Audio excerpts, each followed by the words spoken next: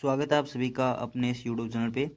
EORO का exam जो कि 23 मार्च 2025 को होने वाला है, इसके लिए हम इस वीडियो के अंदर पूरी स्ट्रेटेजी देखेंगे कि कैसे मैंने स्ट्रेटेजी फॉलो की थी जिससे कि मेरे 105 मार्क्स आए थे। हालांकि मेरा 2 गुना में सिलेक्शन नहीं हुआ था, EWS कैटेगरी से थे, 0.51 ऐसा कुछ था जिससे कि मैं रह गया था। तो इस वीडियो के अंदर मैं मेरी स्ट्रेटेजी बताऊंगा और आपको फ्री रिसोर्सेज और कंटेंट भी बताऊंगा। साथ ही साथ हम RS के लिए और EORO के लिए दोनों के लिए ही इस पर हम स्टडी व्लॉग स्टार्ट करने वाले हैं बहुत जल्द। तो आप इस यूट्यूब चैनल को सब्सक्राइब कर लीजिए जिससे कि आपको आगे भी और जानकारियाँ मिल सकें और साथ ही साथ रूटीन भी फॉलो हो सकें। तो चलते हैं, हम सबसे पहले देखते हैं इसके अंदर क्या क्या सिलेबस आता है और कहाँ कहाँ से अपन को ये पढ़ना है, कहाँ कहाँ से तैयारी करनी है, कहाँ से मैंने की थी। मैंने तैयारी इसके लिए जो की थी वो मैं आपको एकदम प्रॉपर बताऊंगा। और स्टडी ब्लॉग के लिए जो आपका स्टडी रूटीन होने वाला है उसके लिए आप इस चैनल को ज़रूर सब्सक्राइब कर लेना। तो चलते हैं, सबसे पहले हम इसका सिलेबस है जो पार्ट ए है। तो टोटल 120 नंबर का ये एग्ज़ाम होता है, आपको पता है। 120 का इसके अंदर होगा और 80 मार्क्स का जो पार्ट है वो ए है और 40 मार्क्स का जो पार्ट है बी है। पार्ट बी में भी दो चीज़ें आती है और पार्ट ए में क्या क्या सिलेबस है वो हम पहले सिलेबस डिस्कस कर लेते हैं। फिर उसके साथ साथ में जो इसके रिसोर्सेज हैं, फ्री रिसोर्सेज हैं, वो हम देखेंगे। आपको किसी भी कोचिंग इंस्टीट्यूट्स के महंगे जो है कोर्स लेने की कोई ज़रूरी नहीं है। मैं आपको नगर पालिका का जो पार्ट बी है उसके भी बहुत अच्छे अच्छे रिसोर्सेज बताऊंगा। मेरे खुद के नोट्स शेयर कर दूंगा टेलीग्राम चैनल पे, तो वो आप कमेंट करके मुझे बता देना।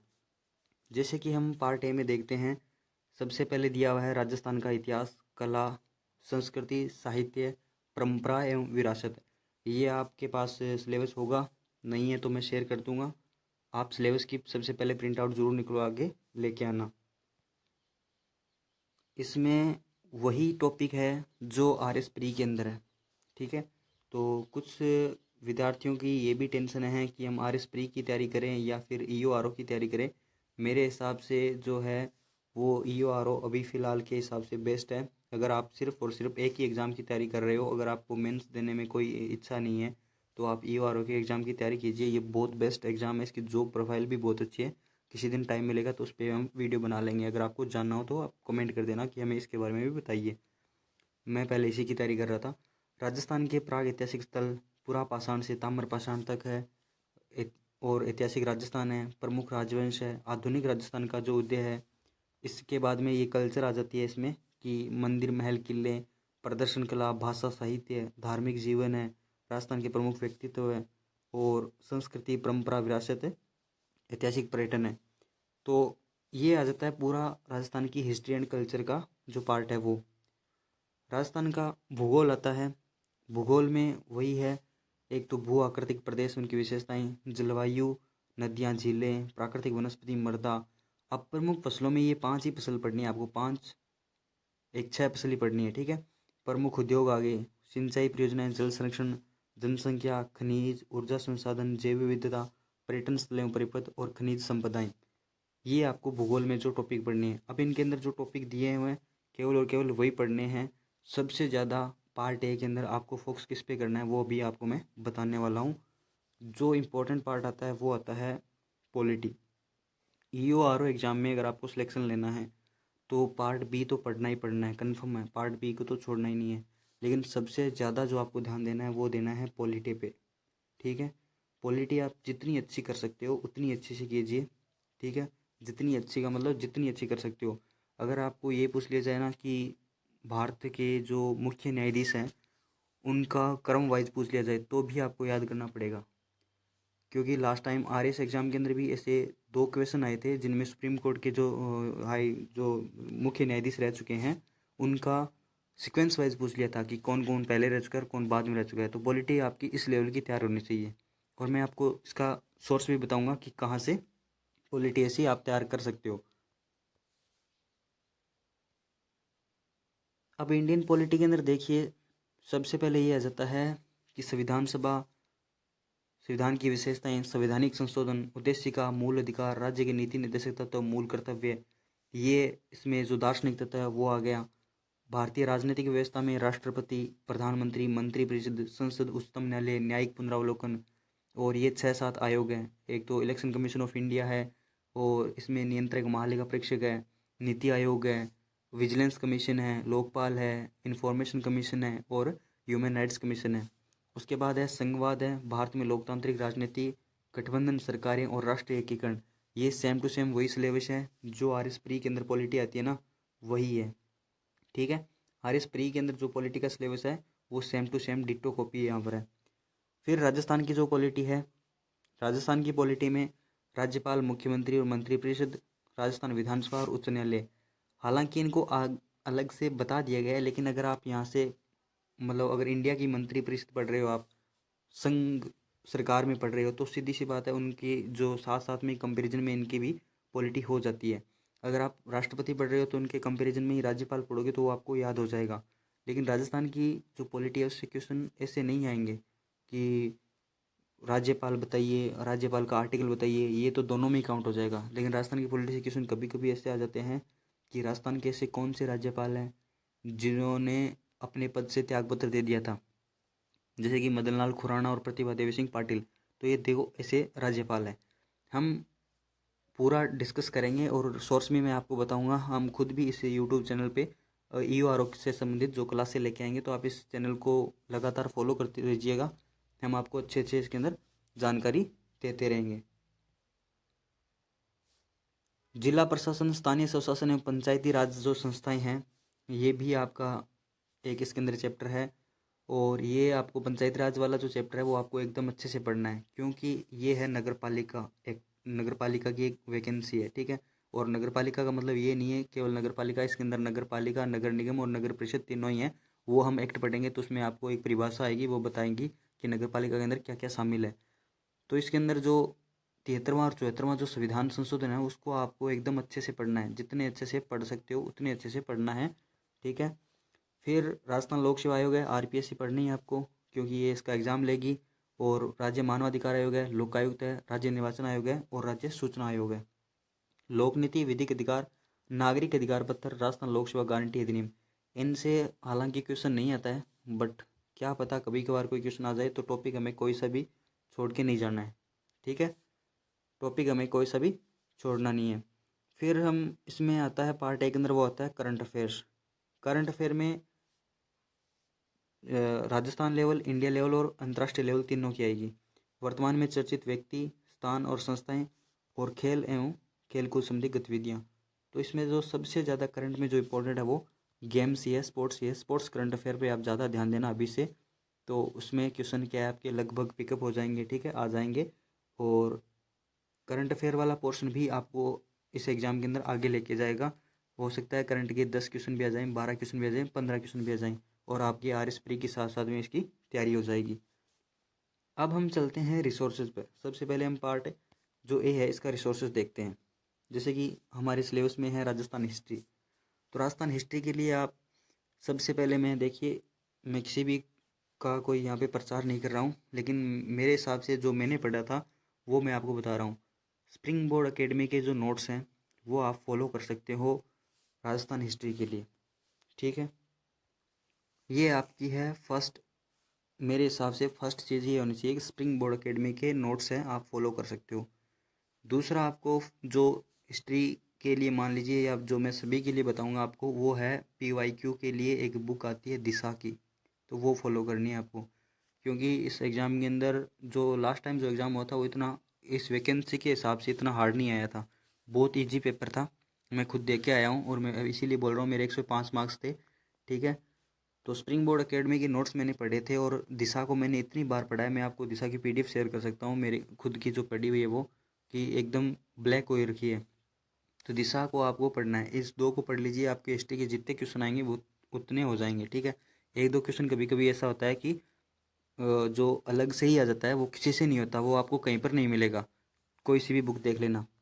राजस्थान ज्योग्राफी के स्प्रिंग बोर्ड के अभी अपडेटेड नोट्स आ गए हैं, तो वो आप पढ़ लेना। ठीक है, राजस्थान ज्योग्राफी के और दिशा आती है, उसको लाना है। तो इन दोनों के लिए मैं आपको सेम बता रहा हूँ। एक तो बता रहा हूँ आपको स्प्रिंग बोर्ड एकेडमी के नोट्स, और दूसरे बता रहा हूँ आपको दिशा। दिशा PYQ के लिए बहुत ज़रूरी है। ठीक है, बहुत ज़रूरी है, तो आप इसको इग्नोर बिल्कुल भी मत करना। फिर आता है राजस्थान पॉलिटी। राजस्थान पॉलिटी के लिए जो इम्पोर्टेंट है वो सबसे पहले तो अगर आपके पास किसी भी कोचिंग के या सर के नोट्स है तो आप नोट्स पढ़ सकते हो, लेकिन जो मैंने पढ़ी थी वो पढ़ी थी, सबसे पहले मैंने पढ़ी थी सुरेश सर, जो सुरेश राजपुरोहित सर हैं, RS हैं जो, उनकी एक बुक आती है, मैंने वो पढ़ी थी। उनके यूट्यूब चैनल से मैंने क्लासेस भी लगाई थी। मैंने स्प्रिंग बोर्ड एकेडमी के जो नोट्स हैं उनमें से कुछ अपडेट भी किए थे, एड ऑन भी किया था। और कुछ कुछ मैंने जो ये लक्ष्य की बुक आती है, लक्ष्य की बुक से मैंने फैक्ट जो है वो भी पढ़े थे। तो ओवरऑल बात ये होगी कि मैंने जो राजस्थान पॉलिटी है वो कम से कम 4 या 5 जगह से पढ़ा, क्योंकि उस टाइम में कोई आगे एग्ज़ाम नहीं था, EORO के लिए एकदम फ्री थे और इसलिए इसको अच्छे से किया था। और राजस्थान पॉलिटी के अंदर क्वेश्चन वैसे ही आएंगे कि राजस्थान के ऐसे कौन से मुख्यमंत्री हैं जो लोकसभा के सदस्य नहीं रहे, राजस्थान के ऐसे कौन से, जो राजस्थान लोकसभा आयोग के ऐसे कौन से अध्यक्ष हैं जो कभी उसके सदस्य नहीं रहे। तो ऐसे ऐसे क्वेश्चन आते हैं जिनका कोई उचित नहीं है, लेकिन कम से कम 5 या 7 क्वेश्चन ऐसे आते हैं। तो उसके लिए आपको रिसोर्सेज देखने पड़ेंगे, ढंग से पढ़ना पड़ेगा। मैं आपको मेरे अपडेटेड जो नोट्स है वो शेयर कर दूंगा, ठीक है। अपडेटेड जो नोट्स है वो मैं आपको शेयर कर दूंगा, और भी कोई इस पॉलिटी के अंदर कोई गुंजाइश होगी तो वो भी मैं शेयर कर दूंगा। फिलहाल के लिए आप सुरेश पुरोहित सर है उनकी बुक पढ़ सकते हो, और स्प्रिंग बोर्ड एकेडमी की PDF तो आपको कहीं पर भी मिल जाएगी, अगर आप लेके नहीं आओ तो उनकी PDF से भी कुछ ऐड ऑन कर लेना, बाकी मैं आपको शेयर कर दूंगा, आप कमेंट ज़रूर कर देना, ठीक है। ये राजस्थान पॉलिटी का। और राजस्थान पॉलिटी को आर्टिकल पढ़ो तो पढ़ो, लेकिन उसके साथ फैक्ट ज़रूर याद करना। आर्टिकल पढ़ के खुश मत हो जाना कि हाँ भाई मेरे को कंप्लीट आर्टिकल याद है। और आर्टिकल का भी मैं बताऊंगा कि आर्टिकल भी आप किस तरह से याद करना है, क्योंकि हो सकता है पॉलिटी कितनी भी हार्ड पूछ लिया जाए, क्योंकि मेन फैक्ट ही इसके अंदर पॉलिटी है। जैसे कि लास्ट टाइम में ये हुआ था, EORO एग्ज़ाम से जस्ट 20 दिन पहले या 10 दिन पहले थे, मुझे कंफर्म याद नहीं है, PTI का एग्ज़ाम था। तो उस एग्ज़ाम के अंदर ऐसे क्वेश्चन पूछे हुए थे कि आर्टिकल 75(3), 75(4), आर्टिकल 75(2), तो इनका मिलान कीजिए। और इसमें से एक आर्टिकल ऐसा भी दे दिया था कि 124(3), तो आर्टिकल भी आपको, मतलब जो मेन मेन आर्टिकल है ना, उनके सब आर्टिकल भी आपको याद करने हैं। कोई भी अगर टीचर आपको ये बोल रहा है कि पॉलिटी ये पढ़ लीजिए, ये पढ़ लीजिए, उन पे भरोसा करो, वो आपके खुद की है, मतलब रिस्क है। बाकी लास्ट टाइम के PYQs देख लेना, दिशा से पढ़ो तो दिशा से पढ़ लेना PYQ पॉलिटी के।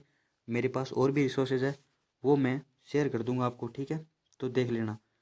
सबसे इम्पोर्टेंट है कि अभी विकास गुप्ता सर श्रीमिक एकेडमी वाले हैं, उनकी रिवीजन क्लासेस पड़ी है यूट्यूब पे ही, तो वो भी आप लगा सकते हो। राजस्थान पॉलिटी के लिए अच्छी पॉलिटी करवा रहे हैं वो, ठीक है। इंडियन पॉलिटी, इंडियन पॉलिटी देखिए, आपको कहीं न कहीं से कहीं तो आपने ज़िंदगी में पढ़ी होगी, वो ठीक है। उसके साथ में कुछ फैक्ट है वो आप अपडेट कर सकते हो। वो आप कोई सी भी कोचिंग के नोट्स, स्प्रिंग बोर्ड है, सम्यक है, उत्कर्ष है, कोई सी भी कोचिंग के नोट्स जहाँ से आपको फैक्ट अच्छे से मिले तो वो फैक्ट आप याद कर लेना। और विकास सर की जो वीडियो पड़ी है, आई थिंक 16 घंटे की है, वो देख लेना।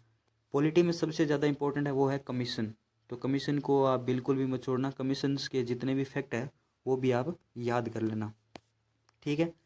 फिर EORO एग्ज़ाम के अंदर आता है पार्ट B। अब पार्ट A की मैं कंप्लीट जानकारी आपको बता चुका हूँ। अगर आपको कुछ भी डाउट हो, पार्ट A के अंदर अगर आपको कुछ भी डाउट हो तो आप कमेंट कर देना। और पार्ट B की जानकारी लेने से पहले अगर आपने चैनल को सब्सक्राइब नहीं किया तो सब्सक्राइब कर लीजिए। हम EORO के लिए डेली रूटीन और RS के लिए स्टडी व्लॉग अभी इस यूट्यूब चैनल पे स्टार्ट करने वाले हैं, ठीक है। हम चलते हैं पार्ट B में हम क्या कर सकते हैं।